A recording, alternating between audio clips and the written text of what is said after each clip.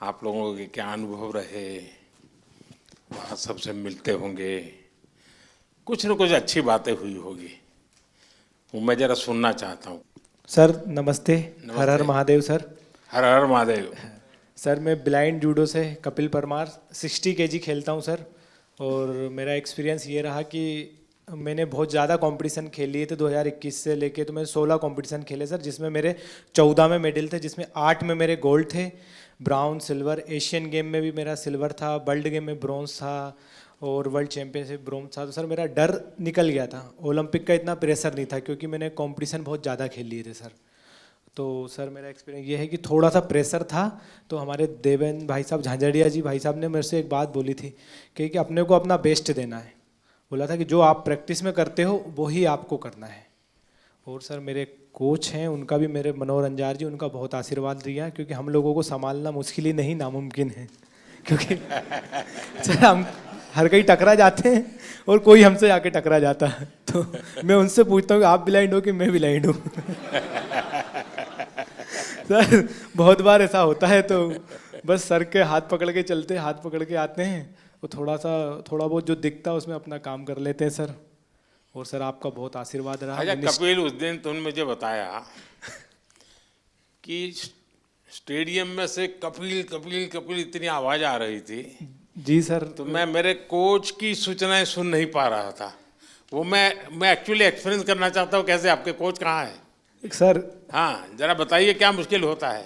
सबसे अहम बात है ब्लाइंड जूडो में कि जो इंस्ट्रक्शन हम लोग बाहर से देते हैं, जो इनको सिखाया जाता है, उसमें हम लोग एक कोडिंग करते हैं कि जब हम जाएंगे तो ये बोलेंगे तो तुम्हें ये करना है, क्योंकि वहाँ दिखता तो है नहीं कुछ। हाँ। तो उस दिन हमारे 2 मैट एरिया थे। एक मैट पे हमारी बाउट चल रही थी फाइट, और दूसरे पे जो है वो फ्रांस की फाइट चल रही थी। और फ्रांस की फाइट में इतना शोर हो रहा था, करीब 15 से 18 हज़ार दर्शक वहाँ थे। तो जिसकी वजह से जब ये सेमीफाइनल खेलने गए तो जो मैं बोल रहा था वो ये नहीं समझ पा रहे थे। और डेफिनेटली क्योंकि सेमीफाइनल का एक प्रेशर था, और जो खिलाड़ी था ईरान का, उससे पहले ये फाइनल में एशियाई खेलों में हारे थे, तो यकीनन उसका भी प्रेशर होगा।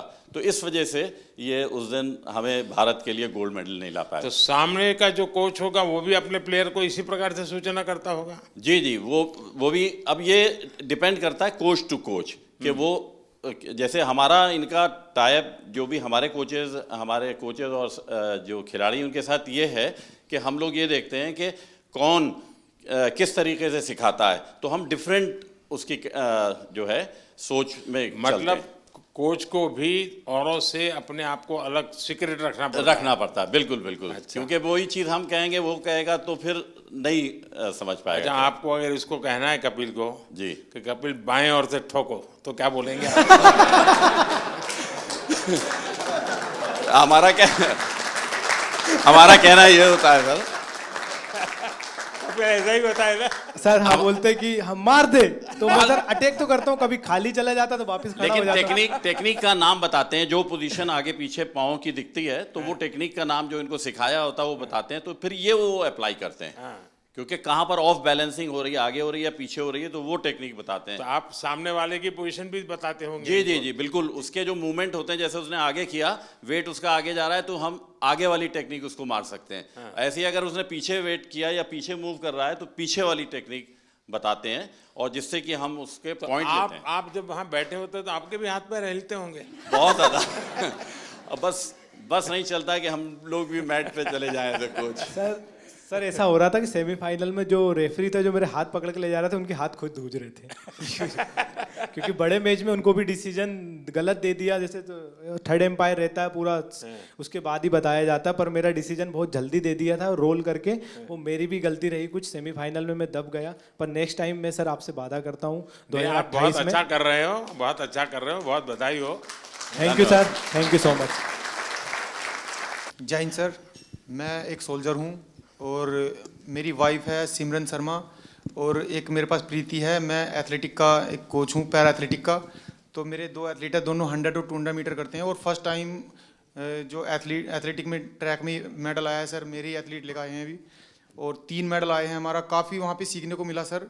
जैसे कि वहाँ पे हमारा 100 मीटर में एक इवेंट में मतलब 2 मेडल आ गए, तो 2 मेडल, एक ही रूम में 2 एथलीट हैं 100 मीटर के, दोनों के दोनों पहली बार खेलने जा रहे हैं, देश के लिए पहली बार मेडल जीतने के लिए जा रहे हैं ट्रैक में। तो जब 2 मेडल एक रूम में रखे हों और दूसरे खिलाड़ी का भी इवेंट भी नहीं हुआ हो, तो उस प्रेशर को मैं as a coach, as a husband, मैं कैसा फील कर रहा हूँ, मैं उसको समझ रहा हूँ। दूसरे एथलीट जो है उसका गेम भी नहीं हुआ और उसमें 2 मेडल रखे हैं, हाई प्रेशर है वो कि भाई मेरा तो मेडल भी नहीं आया, उसके 2 मेडल आ चुके हैं। तो उसको उससे बाहर निकालने के लिए बार बार उसको मुझे एंगेज करना पड़ रहा था, बहुत बिजी रखना पड़ रहा था पूरे दिन। तो वहाँ से बहुत कुछ सीखने को मिला। हम 100 मीटर में हार गए सर। अच्छा, वहाँ तो तुमने दिन निकाल दिए, अब घर में क्या होगा तेरा? है सिमरन? सर ये जितना अच्छा बन के दिखा रहा है इतना है नहीं। जब हम यहाँ पे आए थे तो यहाँ से जाने से पहले बात हुई थी, एक्चुअली हम दोनों में ये बात होती थी कि ट्रैक को पहला मेडल कौन देगा। तो फिर जब इवेंट लिस्ट आई तो उसमें पता चला प्रीति का इवेंट पहले है, तो हम श्योर हो गए थे कि पहला मेडल तो यही देगी। तो जब हम यहाँ पे आए तो उससे पहले ये गज्जू मतलब ये कोच बोल रहे थे कि तुम्हें 1 महीने का रेस्ट दिया जाएगा। फिर उसके बाद जब अभी हम यहाँ पे आए, अभी हम सुबह ही बात चल रही थी, तो सुबह मेरे से बोल रहे थे कि एक वीक का रेस्ट मिलेगा और उससे ज़्यादा का नहीं मिलेगा। तो मैंने बोला क्यों नहीं मिलेगा, तो बोल रहे ब्रॉन्ज मेडल पे इतना ही मिलता है।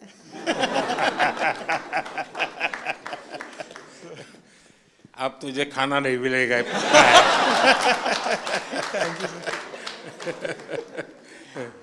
ये मेरा तीसरा पैरालंपिक था। मैं पिछले में भी आपसे मिला था, आपने मुझे बहुत मोटिवेट किया था, लेकिन शायद इस बार भी थोड़ी कसर रह गई। मैं रियो पैरालंपिक में भी चौथा था, टोक्यो में भी चौथा था, इस बार पेरिस में भी चौथा हो गया सर। तो ये 4 नंबर मेरे से कुछ ज़्यादा ही प्रेम में है, तो मैं इसी 4 नंबर को शायद मोटिवेशन में लेता हूँ। तो सोचता हूँ कि अगला मेरा चौथा पैरालंपिक होगा।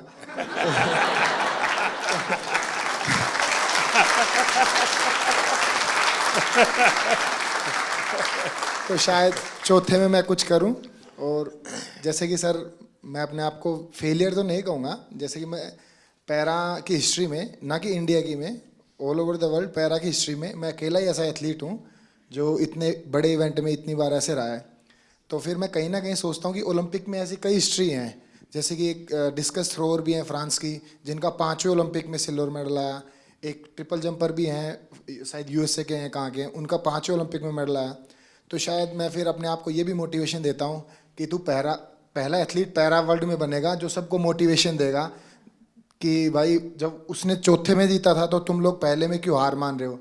यहाँ कुछ एथलीट्स ऐसे हैं, जैसे कि ये गुड़िया है, ये 4th हैं, काफ़ी लोग 4th हैं, तो ये निराश हो रहे हैं। तो मैं इसमें भी थोड़ा ठीक फील कर रहा हूँ कि इनके कोचेस ऐसे कह रहे हैं, उसको देख लो। मतलब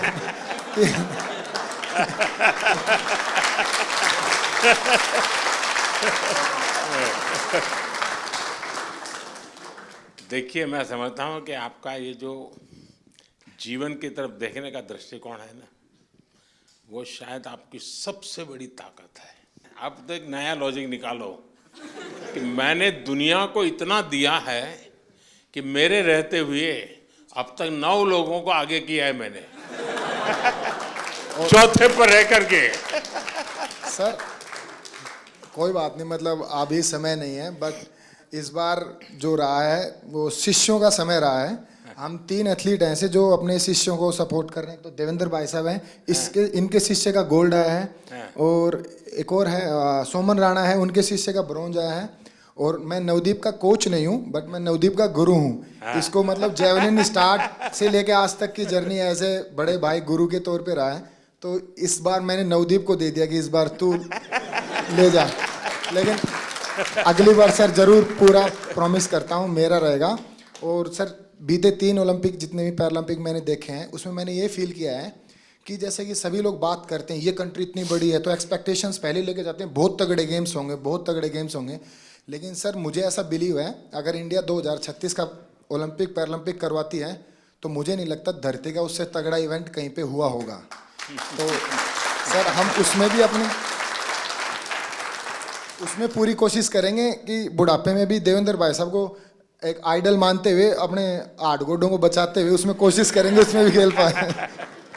नहीं, आपका जीवन के तरफ देखने का एक दृष्टिकोण है, ये अपने आप में बहुत ही इंस्पायर करने वाला है कि भाई मैं आगे भी कुछ करूंगा और करके रहूंगा।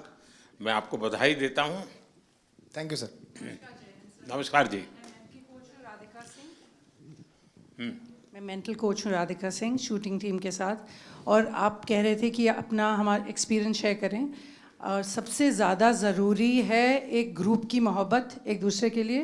तो शूटिंग टीम में कोई एक दूसरे से compete नहीं कर रहा है, सब अपने आप से compete कर रहे हैं, तो वो आगे बढ़ रहे हैं। और जितनी भी उनकी क्षमता है, जितनी भी उनकी तैयारी है, उसके आगे वो अपनी वीकनेस नहीं देते, स्ट्रेंथ नहीं देख रहे, वो अपनी स्पोर्ट के लिए मोहब्बत देख रहे हैं। तो ये बहुत बड़ी बात है कि हमारी टीम बहुत जुड़ी हुई रही। और ऑल्दो मैं एक ही इवेंट के लिए 2 बच्चों को तैयार कर रही थी, कोई कंपेटिटिवनेस नहीं था उनमें। तो ये बहुत बड़ी ताकत है कि हम आपस में मोहब्बत से आगे बढ़ें, और वो मोहब्बत स्पोर्ट में दिखती है सर। नहीं, आप ये मेंटल हेल्थ को करती हैं तो उसमें क्या क्या करती हैं? सर जो सबकॉन्शियस माइंड है, 90% जो दिमाग होता है, उसमें कोई कमज़ोरियां हैं तो उनको चेंज करना, और जो आपकी स्ट्रेंथ है उनको आगे लाना, अपनी पर्सनालिटी से जोड़ना और अपने आप को आगे लेके जाना।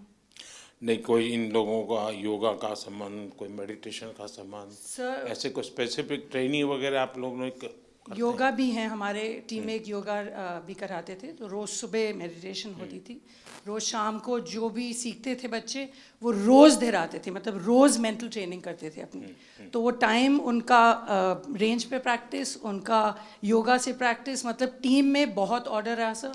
तो दुनिया के बहुत देशों के स्टूडेंट्स खिलाड़ी होंगे जो योगा मेडिटेशन नहीं जानते होंगे जी। तो हमारे लोगों का क्वालिटी में क्या फ़र्क पड़ता है? जी बहुत फ़र्क पड़ता है, बिकॉज आप अपने अंदर के दिमाग को जब कंट्रोल ले आओ तो आप अपनी गेम को बहुत आगे लेके जा सकते हो। तो ये आपने भी बहुत बहुत अच्छा किया है कि योगा हमारे कंट्री में बहुत बढ़ाई है। और आई थिंक स्कूल्स में सर इसको आप सब्जेक्ट बनाएं, बिकॉज इसमें जो साइंस में जो शक्ति है वो किसी और चीज़ में नहीं है। बधाई हो। Thank you sir. और कोई? हाँ, पहले तो बहुत बड़ी खुशी की बात कि कपिल ने ना ही पैरा जूडो में जबकि एबल जूडो में भी पहला भारत को मेडल दिया है। अब तक एबल या पैरा जूडो में कोई मेडल नहीं था। और कपिल के नाम एक और हिस्ट्री है कि visually impaired in any game का पहला मेडल भी कपिल ने इंडिया को दिया है। सो हम सब लोग को उसकी बधाई। हमारे जो जूडो के टॉप शॉट्स हैं वर्ल्ड के, उन सब लोगों ने पर्सनली पोडियम से उतर के आके हम लोग को कंग्रेचुलेट किया, बोले we didn't expect such a quick uprise in para judo, so hats off to you guys. And sir वो हम लोग अकेले नहीं कर सकते थे, साई OGQ ये फिनोमिनल सपोर्ट हम लोग को मिला है, and of course the government of India, I mean needless to say. तो sir thank you so much. And जितने और कोचेस हैं UK USA, जो हम लोग के अच्छे फ्रेंड्स हैं कोरिया, वो सब लोग आए, बोले we knew you were going up ahead but we didn't realise it's gonna be so soon. So we felt very proud and thank you to the entire team that is backing us up. Thank you so much sir. बहुत बहुत बधाई। मैं संदीप चौधरी जी के लिए एक बात कहूँगा। गिरते हैं शायद सवार ही मैदान जंग में, तिफल क्या जो घुटनों के बल चलते हैं। तो ये आपने सबको ये बताया जो घुड़सवार होता है वही गिर सकता है, बच्चे कभी नहीं गिरते। तो मेरा आपके लिए बहुत बड़ी और सर मैं हरविंदर के लिए बताऊंगा। शीतल हरविंदर, मैं आर्चरी से हूँ। तो जैसे मैडम ने बताया कि जूडो में हरविंदर का पहला आर्चरी एबल और पैरालंपिक में फर्स्ट मेडलिस्ट है, टोक्यो में ब्रॉन्ज, और अभी हिस्ट्री में फर्स्ट इसका मेडल है जो एबल के बराबर शूट करके है, 28, 28, 29। लास्ट एरो आपने देखा होगा सर, बिल्कुल क्लोज टू था। अगर वो 10 लगता तो हम किम वूजिन और अपना ब्रैडी एलिसन के बराबर शूट कर देते।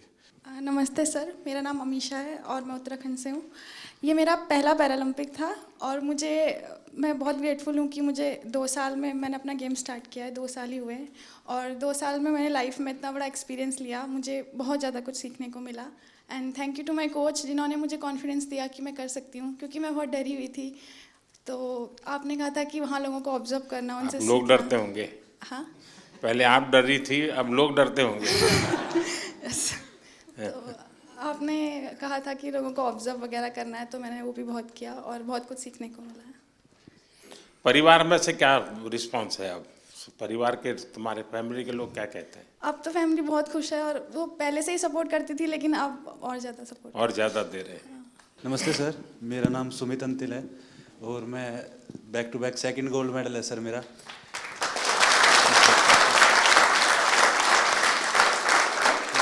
मेरे को भी याद है सर, जब टोक्यो में गोल्ड लेके आए तो आपने प्रॉमिस लिया था कि ऐसे ऐसे 2 गोल्ड और चाहिए मेरे को।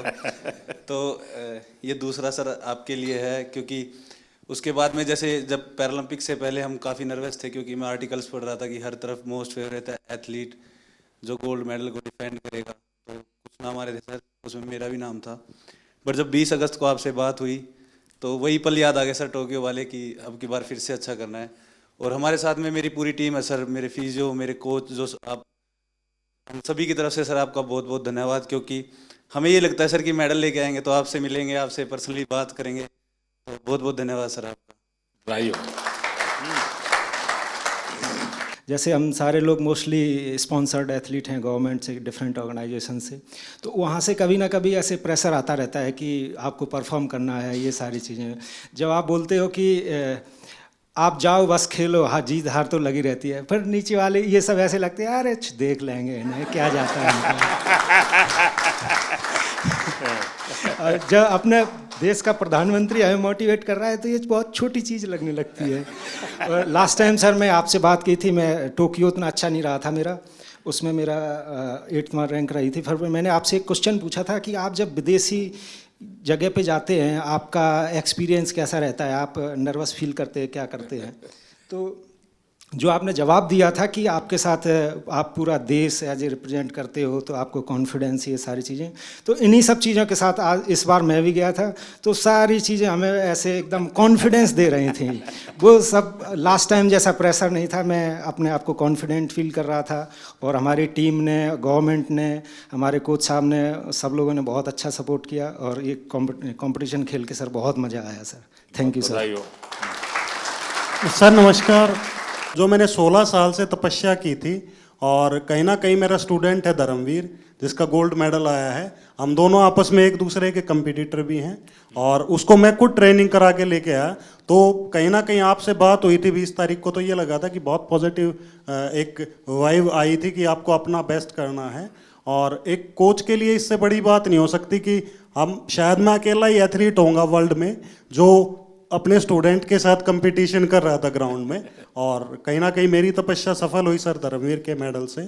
और इसमें बहुत बड़ा कंट्रीब्यूशन रहा सर हम लोगों की टीम में, क्योंकि हमारी सबसे सीवियर डिसेबिलिटी है। तो साई ने और मिनिस्ट्री ने जो डिसीजन लिए, हम लोगों के सपोर्टिंग स्टाफ में आदमी बढ़ा के, वहाँ बल्कि 33% का ही रेशो था कि 33% ही लोग अंदर रह सकते हैं सपोर्टिंग स्टाफ में।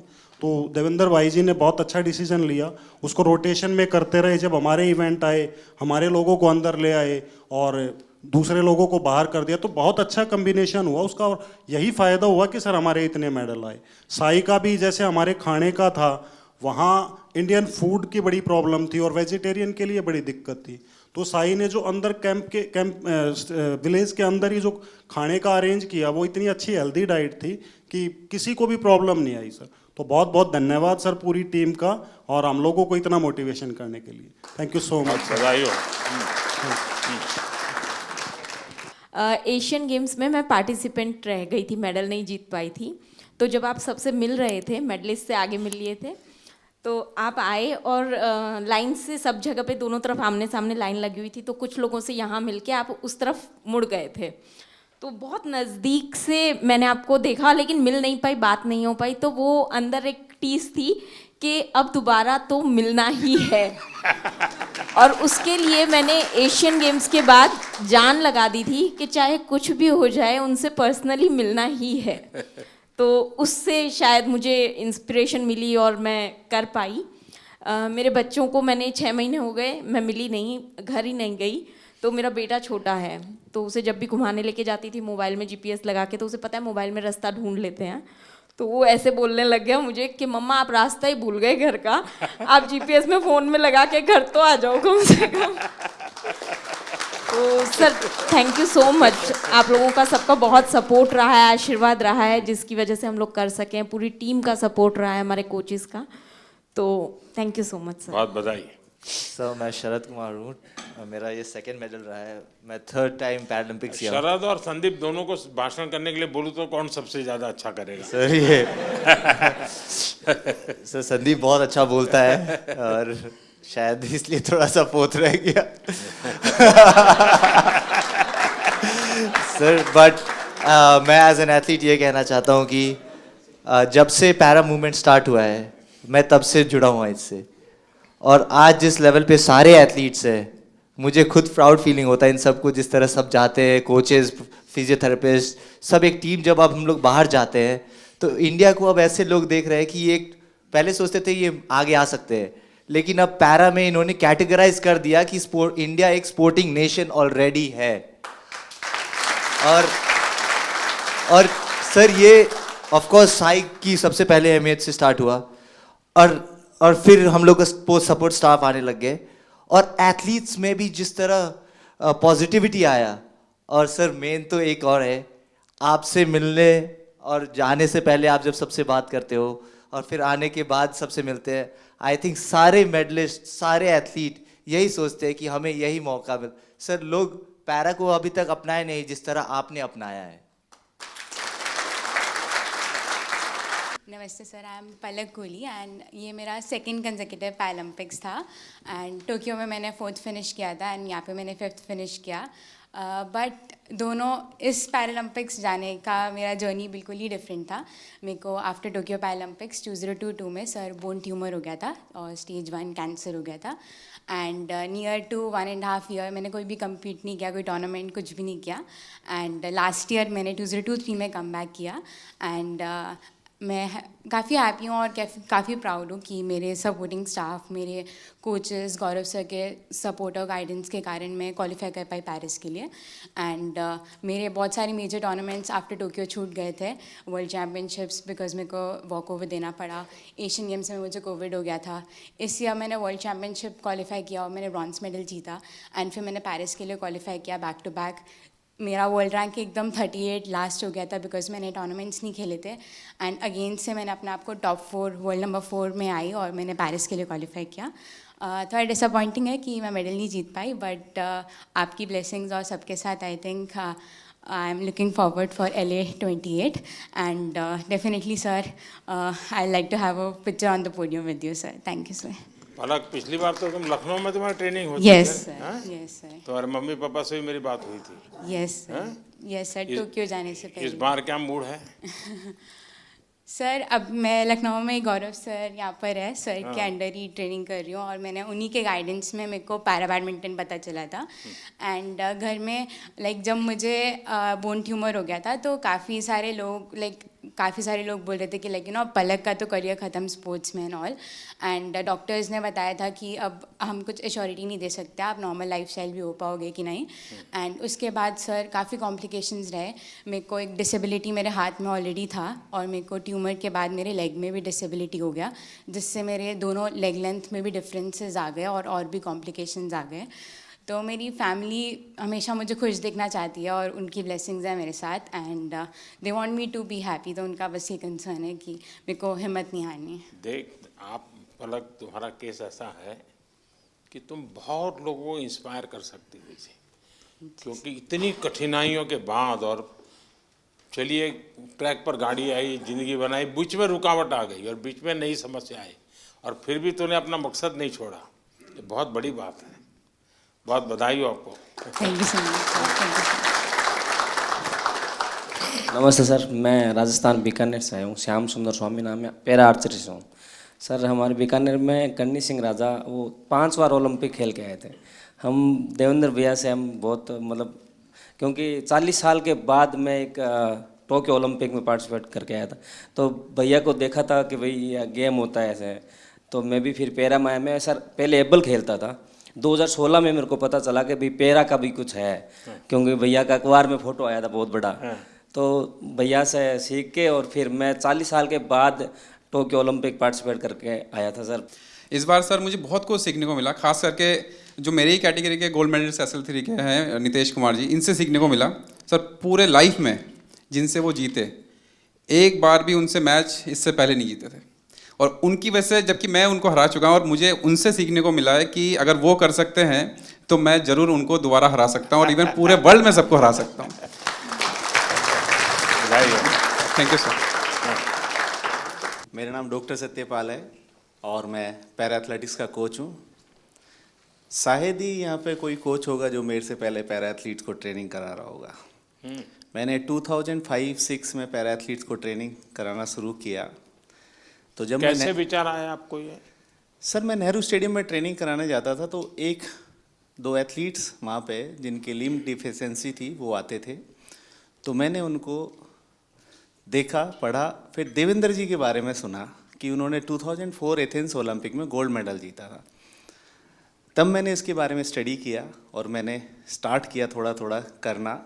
तो सभी कोचिस नेहरू स्टेडियम में मुझे बड़ी अजीब नज़रों से देखते थे कि मैं दीपा मलिक जी की चेयर को पुश करके जाता हूँ, किसी पैरा एथलीट को ट्रेनिंग करा कर जाता हूँ, अंकुर धामा का हाथ पकड़ के उसको नेहरू स्टेडियम में घुमाता हूँ।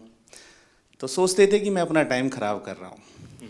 आज वही पैरा एथलीट्स, वही कोचेस जो मुझे क्रिटिसाइड करते थे, आज वो सब पैरा एथलीट्स को ट्रेनिंग कराना चाहते हैं। ये मेरे दिल से बोल रहा हूँ कि मैंने इस फील्ड में काम किया है, मैं बहुत खुश हूँ और आने वाले टाइम में मैं आपसे प्रॉमिस करता हूँ ये 29 नहीं, मैं 50 के मेडल का यहाँ से प्रॉमिस करके जाता हूँ कि हम ही सब इतना काम करेंगे, हम 50 मेडल लेते हैं। Thank you sir. देखिए साथियों, ये बात सही है कि हर खेल में जो सपोर्ट स्टाफ होता है या कोचिंग करने वाले लोग होते हैं, बहुत मेहनत करनी पड़े हर क्षेत्र में। लेकिन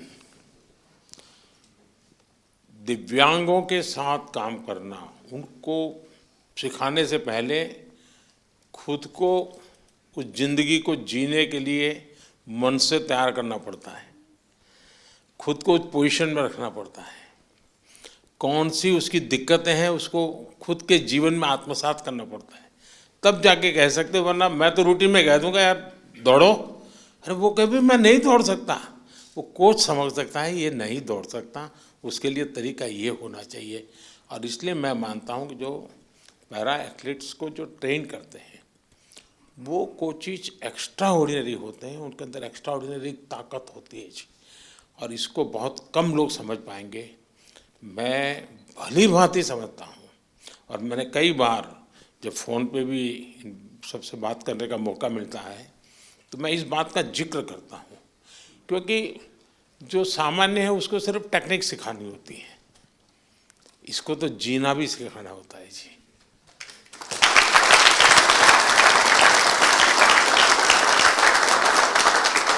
इसलिए ये वाकई बहुत बड़ी साधना है जी, और इसलिए मैं तो मानता हूं कि आप जो साथी ये काम कर रहे हैं वो सबसे ज़्यादा अभिनंदन के अधिकारी हैं। सर अभी मैं इंटरनेशनल कंपटीशन में जाने का स्टार्ट करके 30 साल हो गया। इवन एथलीट, एडमिनिस्ट्रेटर, हम एक टाइम में एक भी फ्लैग नहीं देखता था, अभी इंडिया का फ्लैग हम लोग को दिखने का स्टार्ट हो गया। हमारा खिलाड़ी का भी एक पैरा स्पोर्ट्स का वजह से हम मेडल जीत सकता बोल के आ गया।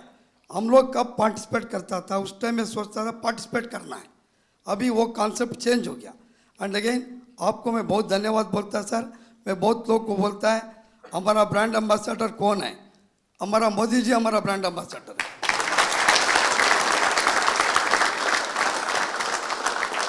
And again sir, India able body में भी हम अच्छा मेडल लेके आ सकता है, इसलिए मैं ईस्ट जर्मनी में था, केन्या में भी था। इंडिया में आजकल वेरी गुड फैसिलिटीज है और ठीक से यूज़ करना है। फिजिकल एजुकेशन टीचर को एक्टिव कर दिया तो 100% हम अच्छा मेडल लेगा सर। Thank you sir.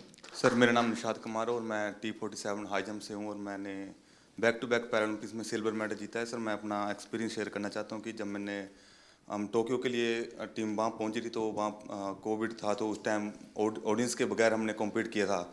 तो अभी हम पैरालंपिक्स में पेरिस में खेले तो वहाँ पर एकदम पूरा स्टेडियम भरा हुआ था। तो जिस दिन मैं कम्पीट कर रहा था पूरी ऑडियंस इंडिया नाम से चला रही थी, तो वो बहुत हमें मोटिवेट मिला, उससे पुश मिला अपनी परफॉर्मेंस को और मेडल डिफेंड करने के लिए।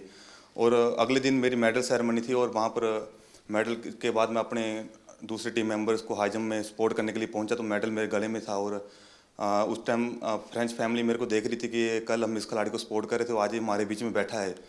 और ये काफ़ी टाइम से वो मुझे देख रही थी कि हमें कब मौका मिले इस खिलाड़ी के साथ फ़ोटो लेने का। तो जैसे ही कंपटीशन ख़त्म हुआ तो मैंने अपनी फ़ोटो के लिए मैं नीचे गया फ़ोटो के लिए, और उन्होंने मुझसे फ़ोटो मांगी। तो उनके बच्चे थे साथ में छोटे छोटे, तो मैंने उनके साथ फ़ोटो ली और उनके हाथ में, बच्चों के हाथ में मेडल दिया। वो आई थिंक 6 से 7 साल के होंगे। तो वो बच्चे मतलब एकदम मायूस से हो गए कि मेडल हमें देखने को मिल रहा है, कल हम इस खिलाड़ी के लिए चेयर अप कर रहे थे और आज हमारे बीच में खड़े हैं और फ़ोटो ले रहे हैं हमारे को। तो उनकी मम्मी ने मेरे को बोला कि हमारा यहाँ पेरिस में आना, कंपटीशन देखना, ये सक्सेसफुल होगा कि आप हमारे बीच में हमारे बच्चों के साथ फ़ोटो ले रहे हो और उनको ऑटोग्राफ दिया आपने। तो वो फैमिली पूरी खुश हो गई। तो ये मेरा एक्सपीरियंस है सर, जो मतलब बहुत बढ़िया। Thank you sir. नमस्कार सर, मेरा नाम योगेश कथुनिया। मैं सिल्वर मेडलिस्ट हूँ 2 बार। तो मैं अपना एक्सपीरियंस सर एक चीज़ शेयर करना चाहता हूँ। एक्सपीरियंस नहीं है, वो है कंसिस्टेंसी। वो कंसिस्टेंसी सर आपकी वजह से आई है, क्योंकि आपने जो डिफरेंट स्कीम्स इंडिया में लॉन्च करी है, चाहे वो टॉप स्कीम्स हो, खेलो इंडिया स्कीम्स हो, NCOEs हो, वो सर आपकी वजह से है कि आज हम सारे 29 मेडल्स लेके आए हैं। और सर मैं एक चीज़ और कहना चाहूँगा, बाकी लोगों के लिए आप PM का मतलब होता है कि प्राइम मिनिस्टर, और हम सब के लिए आप PM का मतलब है परम मित्र। वाह, मुझे ये पद आपने दिया, बहुत अच्छा लगा। मैं भी चाहता हूँ जी, सच्चे अर्थ में एक मित्र के रूप में आपके साथ काम करता रहूं। सर मेरा नाम नवदीप है सर। मैं इस बार जिनकी रील सबसे ज्यादा पॉपुलर हुई,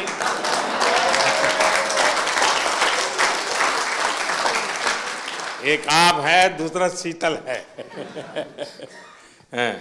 सर मैं F41 कैटेगरी में जेवलिन थ्रो करता हूं सर।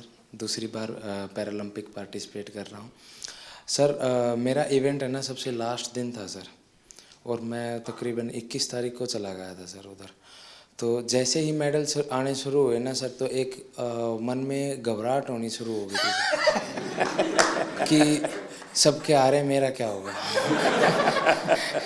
तो सर पर फिर भी सर जैसे सीनियर एथलीट्स थे सर, जैसे सुमित भाई था, अजीत भाई साहब थे, संदीप भाई साहब थे, देवेंद्र सर थे, सबसे सर एक एक दिन मिलके सर एक्सपीरियंस गेन किया सर कि आप कैसा फील करते हो, मेरे को क्या करना चाहिए।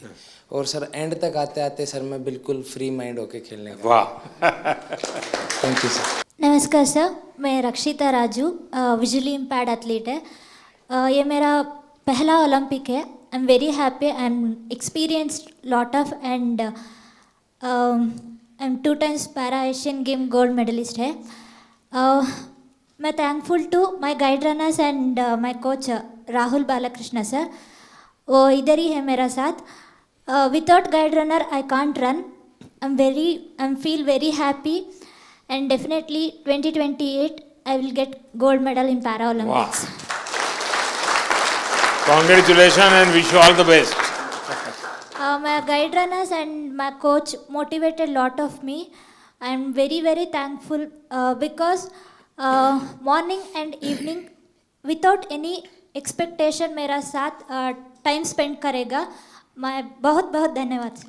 वाह, चलिए साथियों, मुझे बहुत अच्छा लगा आप सबसे बात करने का अवसर मिला।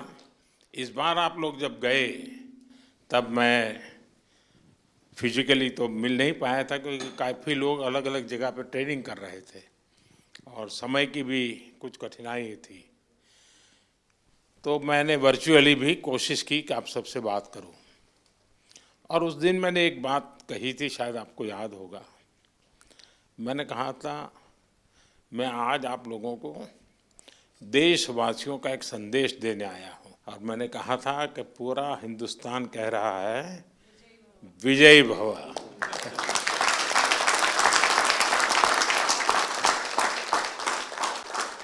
आपने देशवासियों की जो भावना थी ना, उसको बराबर मन में ले लिया कि नहीं, देश चाहता है हम करेंगे। मैं समझता हूँ ये अपने आप में बहुत बड़ी बात है। दूसरा, मैं देख रहा हूँ, क्योंकि मैं आप लोगों के साथ ज़रा ज़्यादा जुड़ा हुआ हूँ, आपके यहाँ शायद परमात्मा ने कोई एक्स्ट्रा क्वालिटी दी है, ऐसा मैं अनुभव कर रहा हूँ। शरीर में कुछ न कुछ कमी जरूर होगी, लेकिन आपके व्यक्तित्व में परमात्मा ने कुछ एक्स्ट्रा दिया है। और वो मैं देख रहा हूँ कि आपने शायद व्यक्तिगत जीवन में इतनी कमियों से गुजारा किया है, उसको संघर्ष किया है, खुद की सहज वो ट्रेनिंग भी हुई है, किसी समय आपने लोगों का उपहास भी सहन किया होगा, मजाक करते हुए भी आपके कान पर कभी कुछ पड़ा होगा। हर प्रकार की मुसीबतों से आप गुजरे हुए लोग हैं, और इसके कारण मैं देख रहा हूं कि खेल में जय पराजय का कोई प्रभाव आपके मन पर नहीं है। ये बहुत बड़ी बात है जी, वरना पराजित व्यक्ति, यानी मान लीजिए मेडल नहीं मिला तो एक तो उसको बोझ होता है, अरे मैं तो गया। आप में से किसी को वो बोझ नहीं है। ये बहुत बड़ी जीवन की सिद्धि है जी, और वही आपको आगे ले जाने की ताकत देती है। और इसलिए मैं मानता हूँ कि मैं चाहता हूँ कि इस खेल में और लोग आए, अधिक मेडल आए, वो तो बात अच्छी है, होना भी चाहिए। लेकिन मैं आप लोगों के माध्यम से देश में एक कल्चर पैदा करना चाहता हूं। वो कल्चर ये है कि देश के हर नागरिक को समाज में जिनके जीवन में इस प्रकार की कठिनाई है, जो हमारे दिव्यांग जन है, उनकी तरफ देखने का दृष्टिकोण बदले।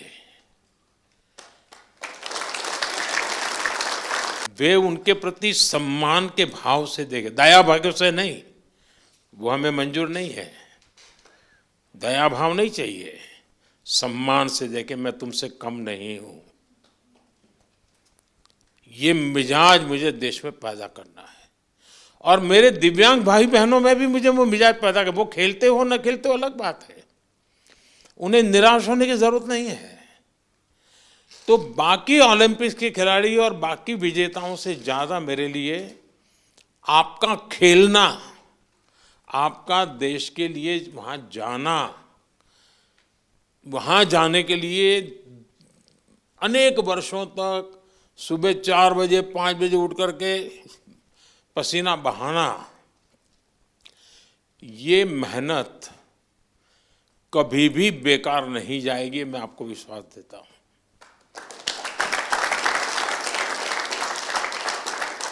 क्योंकि अब आपके लिए भी,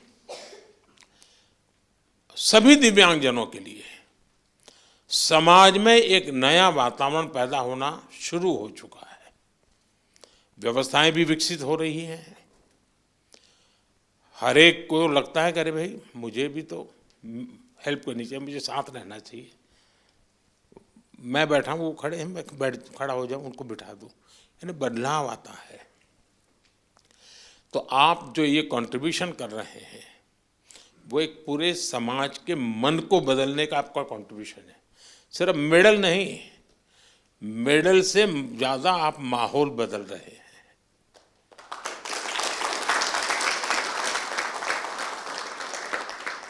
हर दिव्यांग जन के मन में आप एक विश्वास पैदा कर रहे हैं कि हम भी कुछ कम नहीं है। और मैं मानता हूं कि हमने इस चीज़ को उसी रूप में करना है। आखिरकार मेडल की संख्या, आजकल तो युग ही ऐसा है कि इन चीज़ों को काउंट किया ही जाता है। लेकिन 140 करोड़ का देश आज जिस जज्बे के साथ खड़ा हुआ है, खेलने के लिए नहीं, जीतने के लिए जा रहे हैं। मैं एक पार्टिसिपेंट हूँ ऐसा नहीं है, मैं एक परफॉर्मर हूँ। ये जो मिजाज है ना, वो देश की ताकत बनता है, और आप देश की उस ताकत में नई ऊर्जा भरते हैं। तो मेरी तरफ से आप सबको बहुत बहुत बधाई। सबका मूड देख करके मुझे अच्छा लगा।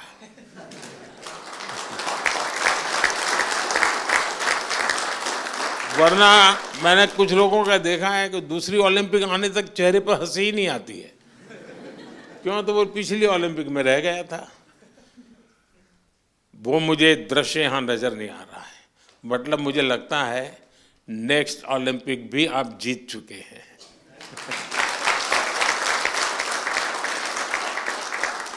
ये आपके आंखों से मैं पढ़ पा रहा हूँ, आपके अंदर जो विश्वास वो मैं देख पा रहा हूँ। तो साथियों, मेरी तरफ से बहुत शुभकामनाएं हैं।